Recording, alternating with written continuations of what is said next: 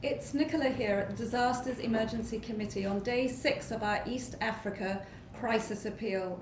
It's a hive of activity here at DEC HQ, and we have lots and lots of visitors in today. So this morning I'm delighted to introduce you to Natalia from Christian Aid and John from CAFOD. John, tell us about the situation on the ground in South Sudan. I believe you're recently back from there. Yes, okay, well, thanks for having us today. Yes, I came back from South Sudan just about a month ago. The situation was frankly dire. I went there to look at a project delivering seeds and tools and found that people were already hungry, and many of them were foraging for food. It's quite terrible. And Natalia, tell us something about what Christian Aid is doing to help the people that John has just spoken about. Yes, well, both Christian Aid and CAFOD have been on the ground for some time in South Sudan, working with these communities, and the situation has worsened considerably recently.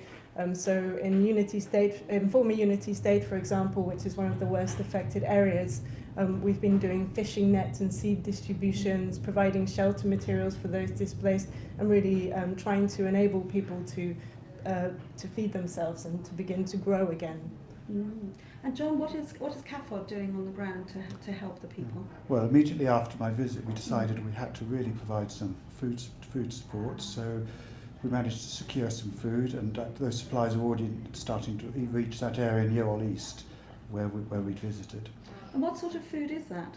Look at sort of sorghum, beans, oil, salt, the basic things that people can use to cook. Yes. And John and Natalia are from faith-based charities. So Natalia, tell us, I understand that faith groups up and down the country have been fervently fundraising this past weekend. Tell us what people are doing. Yes, well, we're very grateful to faith-based communities, churches, and our supporters. The churches in the UK have had a strong connection with South Sudan for many years now, and we've really seen that in action.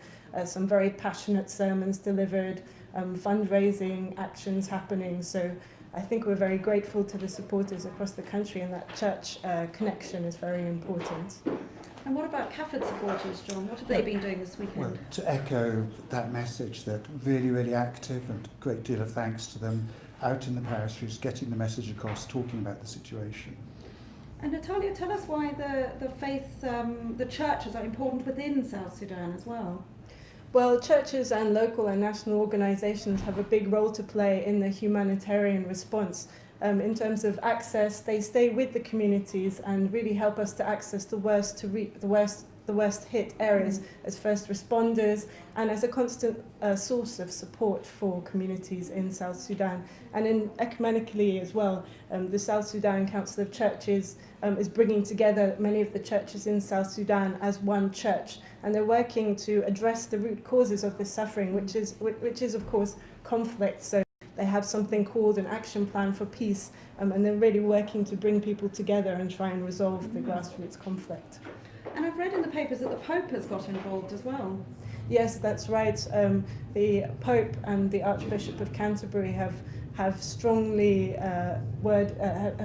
stated that they're appealing for South Sudan. They're very concerned about what's going on, and they stand in strong solidarity with the people of South Sudan and with the churches there.